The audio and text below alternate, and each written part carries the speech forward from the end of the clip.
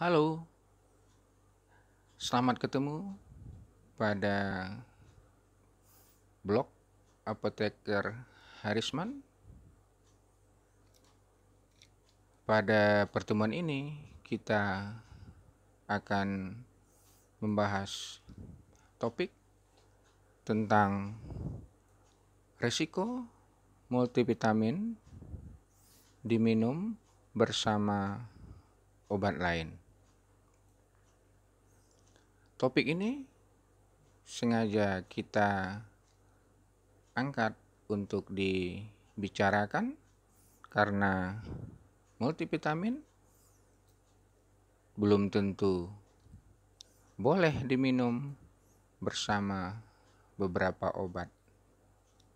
Nah, sebelum topik ini kita bahas secara rinci, jangan lupa like dan subscribe ya, supaya bisa dapat video-video terbaru pada blog APT Harisman.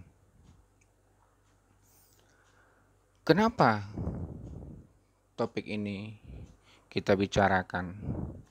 Karena sering pasien mengkonsumsi multivitamin sendiri bersama obat dari dokter. Kemudian terkadang pasien mengkonsumsi suplemen dan obat sekaligus obat dari dokter, kata pasien, supaya tubuhnya lebih segar dan tetap sehat. Tapi sebaliknya, tidak ada anjuran ataupun konsultasi dengan dokter dulu, sehingga beberapa suplemen yang dicampur bisa berinteraksi dengan obat yang didapat dari dokter. Nah, berikut kita lihat apa-apa saja obat-obat yang berinteraksi tersebut dengan multivitamin.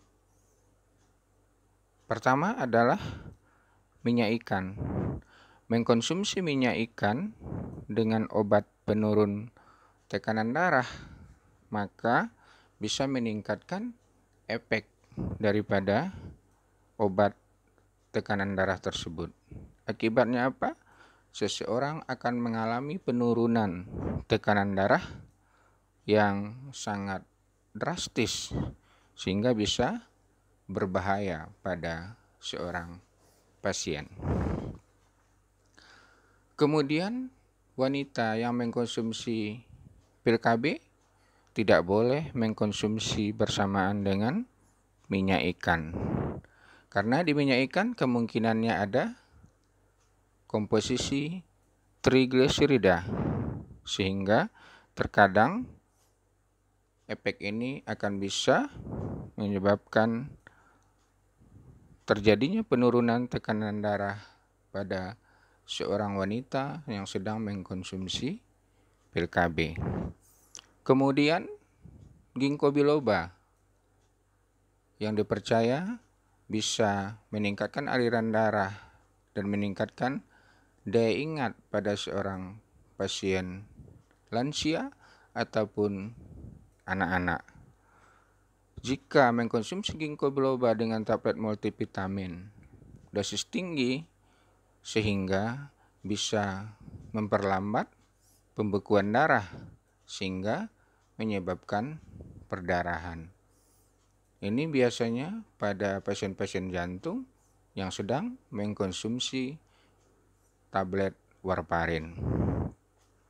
Kemudian sediaan multivitamin yang kedua adalah suplemen kalsium. Saat mengkonsumsi kalsium harus memperhatikan obat lain yang sedang dikonsumsi, karena bisa kemungkinannya menurunkan penyerapan dari obat-obat yang sedang kita konsumsi, seperti obat osteoporosis, contohnya bifosfonat. Kemudian antibiotik seperti tetrasiklin dan golongan kinolon seperti ciprofloxacin.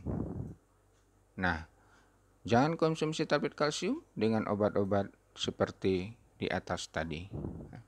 Kemudian yang ketiga adalah suplemen melatonin. Mengkonsumsi suplemen melatonin dengan obat penenang bisa menyebabkan rasa kantuk yang sangat berlebihan sehingga bisa menyebabkan tidur yang berkepanjangan.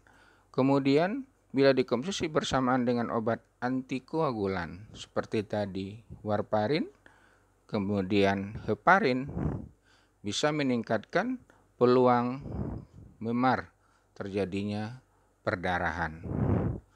Serta hindari pula konsumsi melatonin dengan obat pengontrol darah tinggi karena bisa meningkatkan nilai tekanan darah tingginya berubah sesuai dengan yang diharapkan.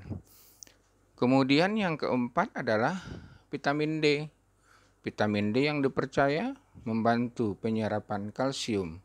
Biasanya diberikan pada kombinasi dengan kalsium. Jadi vitamin D diketahui bisa menurunkan efektivitas obat penurun kolesterol.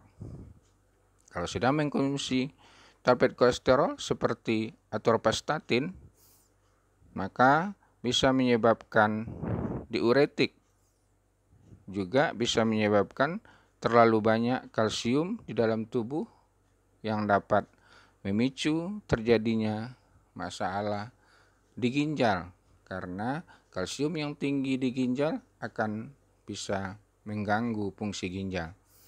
Selain itu, masyarakat sebaiknya tidak mengkonsumsi obat dengan suplemen yang memiliki fungsi yang sama ataupun berlawanan yang memperburuk kondisi si pasien pada akhirnya. Dengan demikian, itu ada 4 suplemen. Pertama minyak ikan, kedua suplemen kalsium, ketiga melatonin, keempat vitamin D. Nah, kalau begitu, apa tipsnya supaya kita terhindar dari masalah yang tidak diingini dengan menggunakan multivitamin dengan obat-obat lain tersebut? Tipsnya adalah, pertama, obat-obatan yang dikonsumsi baik berupa suplemen, vitamin, dan obat medis ataupun obat herbal sebaiknya tidak dikonsumsi secara sembarangan. Diskusikan dengan apoteker ataupun dokter pada saat mau mengkonsumsi obatnya apakah boleh atau tidak.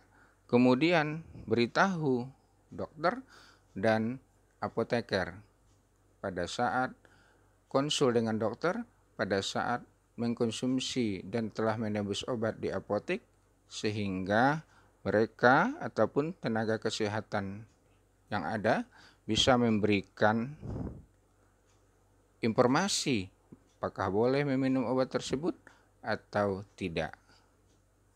Demikian yang bisa kita jelaskan. Semoga bisa dimaklumi dan kita bisa terhindar dari interaksi obat multivitamin dengan obat-obat dokter ataupun obat-obat lain yang sedang kita konsumsi. Sekian dan terima kasih.